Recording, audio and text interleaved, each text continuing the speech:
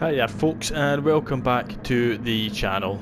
Today we have a bumper edition video. We've got 3 races from Daily Race B at Sardegna Road Track C, and it's 3 what I would call action-packed races. We're seeing some good close racing in this track. It's a short lap, only 57 seconds in the race. My qualifying time is 55.986, so I thought it would actually start pretty far up the grid, but 6th place was all we could achieve with 5 quick guys in front of us.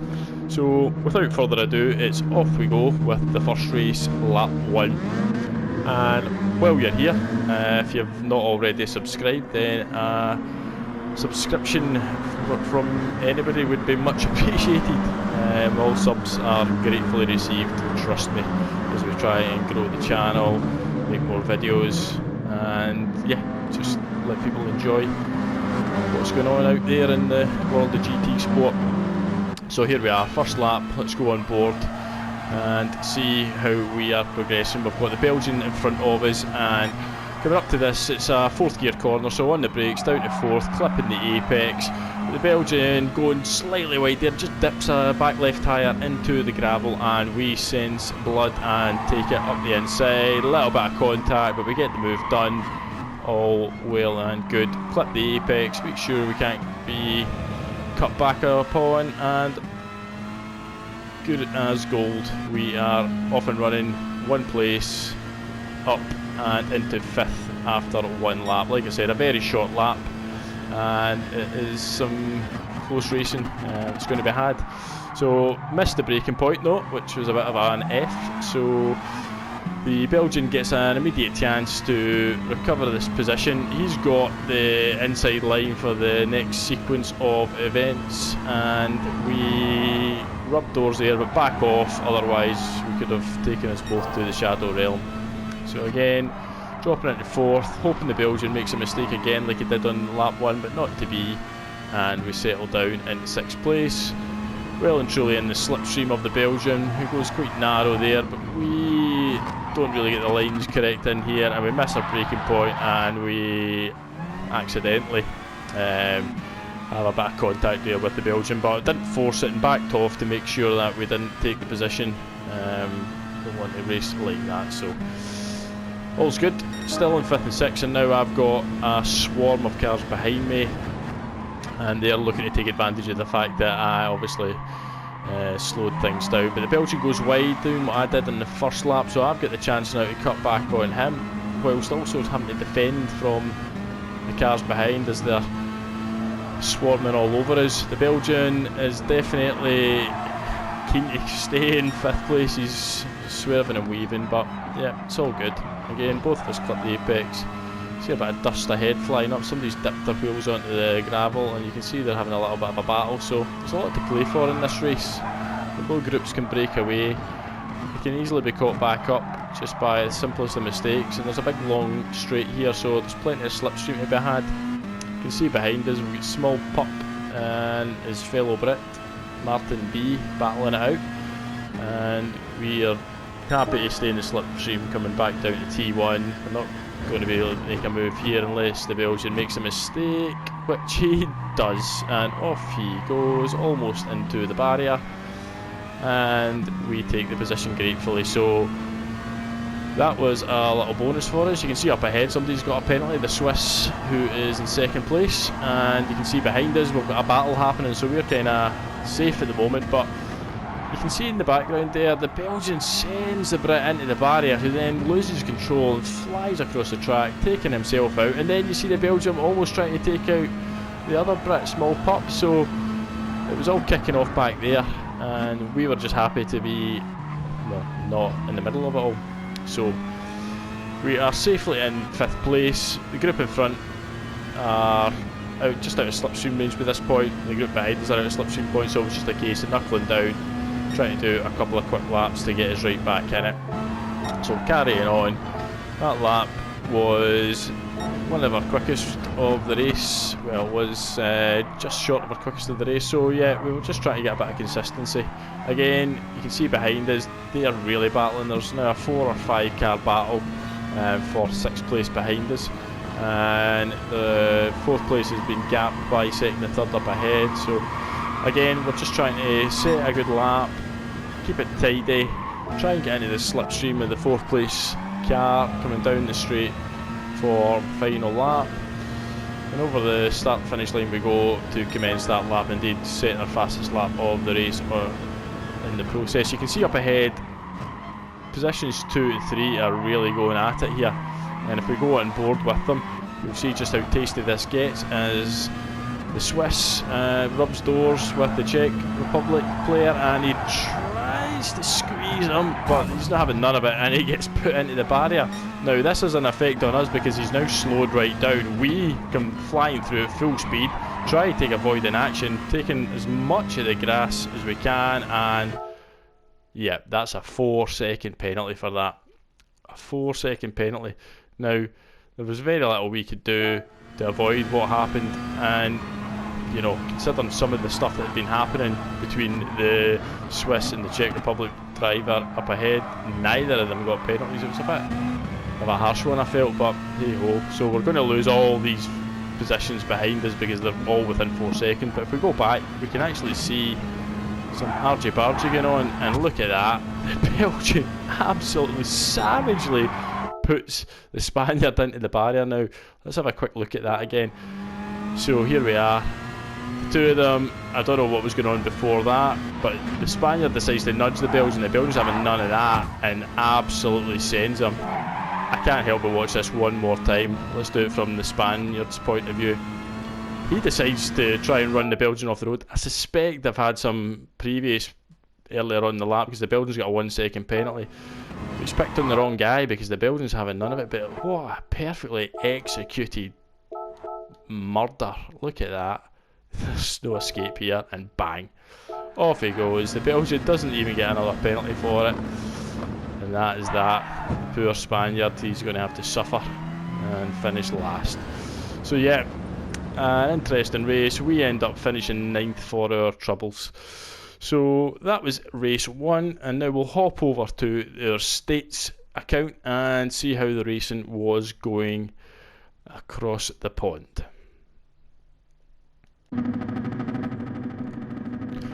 So here we are in race number 2 of the video over in the States, racing against the likes of AMS Grabstar, Minas Kubo. So yeah, it was going to be another tight race because these guys were obviously quick as well.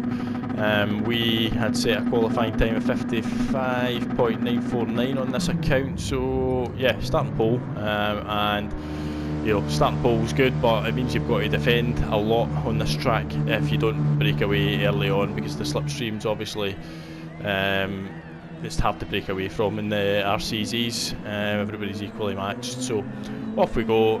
First lap, just trying to keep it tight, tidy, and make sure we hit our braking point in turn 1, because that is where people lose a lot of time. So we managed to do that. Everybody gets through safely. We stick a couple of tyres on the grass. That gives Grabstar a little bit of a chance to pull in on us, but it's difficult to pass through this section. So we managed to keep it nice and tidy enough and get through without losing our position.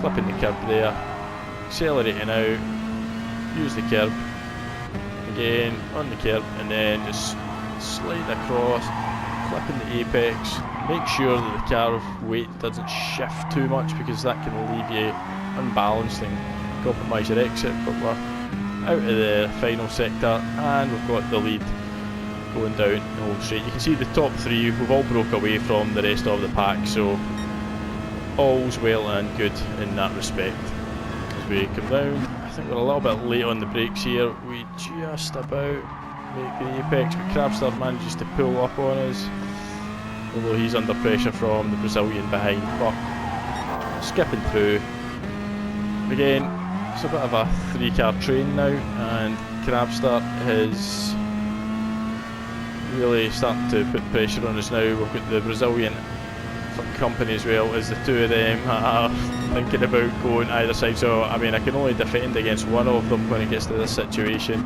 so I just kept it in the middle, but the Brazilian manages to take advantage of the situation. I still go a little bit wide there. Crabster doesn't get past me, but the Brazilian does. So yeah, we're going to have to try and stay on his tail now. So skipping forward, we get the chance to go past the Brazilian here, but we don't manage to take it. But this then compromises our exit here, and just watch this. Yep, that little dip into the grass, the gravel there, that's going to have an effect, because that gives us a 1.5 second penalty. So the track limits are very, very, very harsh.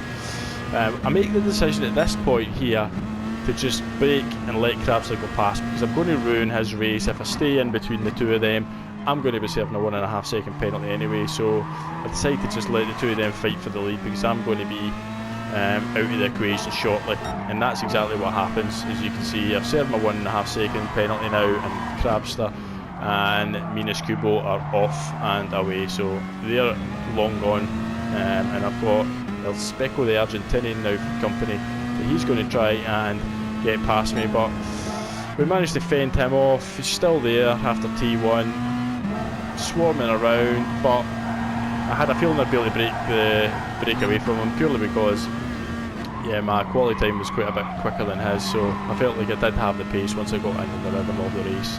And that's what you can see happening now, and just start to break away. So again, skipping forward, managing to get slightly quicker with the laps now, 56.4, and on lap 6 I think we managed to set the quickest lap of the race, 56.1, so yeah, purple.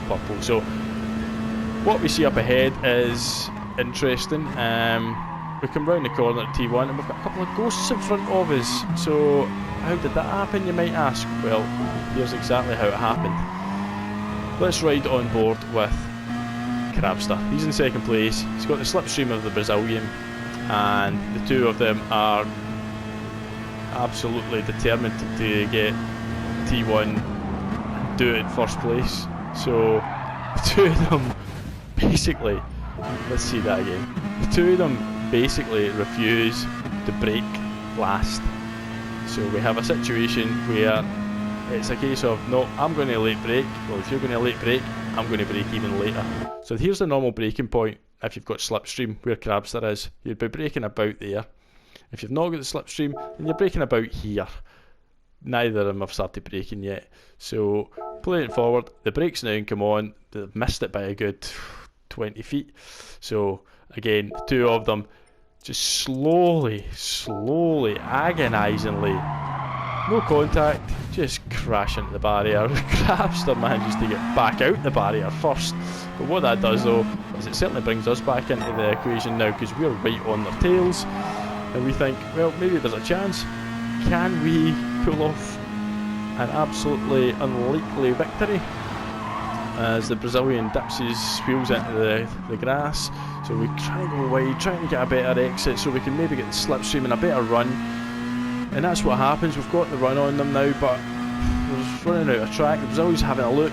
He decides he's going to go left. There's a gap opened up in the middle, and just didn't have the track length to get through. But yeah, an exciting race. So well done to Crabster for pinching that one on the line, even though they had what can only be described as a hilarious crash into the barrier. So yeah, that was that one. So moving now on to the final race of the video, race number 3, and what a dramatic finish this one has. So here we are for race number 3, the final race of the video, and we have the same top 3 again in this lobby. Myself, Crabster and Kubo making up the top 3, and we took the top 3 positions in that last race. So once again, expected to probably break away from the pack and have a good close race. And let's see if that turns out to be the case. So off we go down towards turn 1. By this point I'm much more comfortable with my braking points, and just a little bit wide this time, but not too wide, enough to keep well and truly in first place. So we Crabster behind.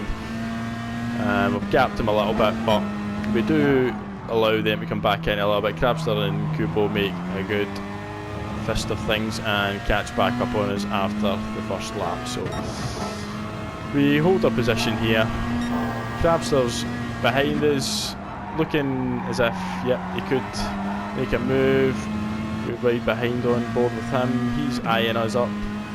as we come through the final section, probably looking to get a good exit. We've got Kubo just getting a little bit untidy here, and maybe trying to force it a little bit too much, but he's still well and truly on Crabster's tail, so nothing really changing. We've got Kubo making a move now down the outside of Crabster, seeing if he can get something done, but Crabster's late on the brakes and manages to hold the apex and keep the position safe. So on to lap 3, we've got Kubo trying again, see if he can get anything done, but not quite going to happen this time round. Again, similar to laps 1 and 2, where we all just hold the train and we broke well and truly away from the rest of the field. So again, coming down to T1, all bobbing and weaving, trying to get the best entrance and exit to get the best out of the slipstream that we're going to be getting into, see if we can make a run. Crabster getting a little bit scruffy on the outside there with the tyres onto the grass, but it's all safe. And yeah, we'll skip back there because that's what caused Kubo to lose his position in this battle. As we take the turn here, he drifts a little bit wide and it's a rip for him, and that is the end of his challenge. So we can now focus on the battle for the top 2 places. So you've got Crabster, we're going to follow him round, because what happens now is it's just a constant cat and mouse battle, defending, looking for somebody to do the cutback, defending, and really it's just a case of who's going to hold their nerve. So at this point we're going on to lap 6 and nothing's changed. However, we're just setting ourselves up for an almighty battle, and let's enjoy this from the outside. So we've got Crabster there having a look down the outside, trying to do a little fake, but we're not buying it and we hold our position ahead of him. So he's now looking for us to make a mistake, and I'm thinking to myself, well, if I don't make a mistake then this race is mine, and it's difficult now to get past at any point from this moment onwards unless something really drastic happens. So as you can see there, he's closing in on us, but that's the norm. He's got the slipstream, but if we just take the racing line, it's really not difficult to defend, but we do get a little bit out of shape there, maybe a little bit too defensive, and what happens here is Crabster gets an absolutely phenomenal exit. But I'm thinking at this point, well, slightly before that, I'm actually thinking as we go round here, I could see him in my radar as he moved over to the right, and I thought I could go over and defend, but I thought no, I'll just let it go because I'll have enough power and we'll have a good run to the line, but I should be able to clinch it. Well, we can see what happens now, because look at the positions on the leaderboard. I'm in first place. The line's coming up. Still in first place. I dropped to second place. So that's how close we are. And I'm back into first place. And there's the checkered flag next to my name. Can we all see the checkered flag next to my name? Yep. I've won that race. It's close, but I've won that race. There's the checkered flag next to Crabster's name. So he's finished second. And lo and behold, it switches round and gives Crabster the win.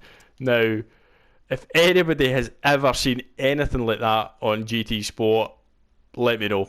Because that, to me, is the closest finish I have ever been involved in, and probably will ever be involved in. I don't know how it can give me the checkered flag and then demote me into the second place.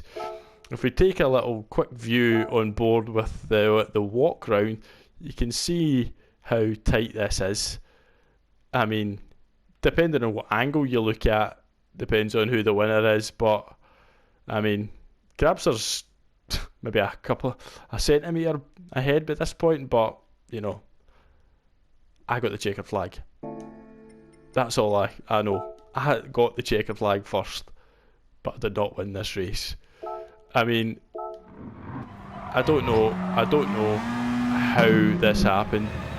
The actual finishing time difference was 0.001. And once again, coming over the line, the checkered flag definitely went to me in there. Anyway.